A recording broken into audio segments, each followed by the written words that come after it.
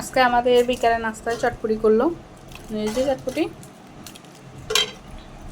আর এখানে ডিম আর সবাই নিতেছে, আর এই যে আমিও নিলাম। আর এখানে টক, দেখি আমু প্লেটটা।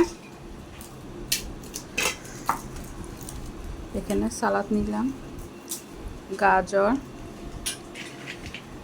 পেঁয়াজ আর সাথে কয়টা কাঁচামরিচ, আর এখানে ডিম।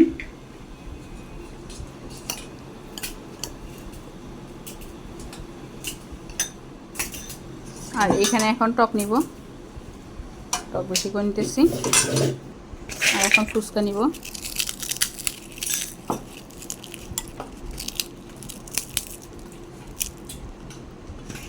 এই যে রেডি।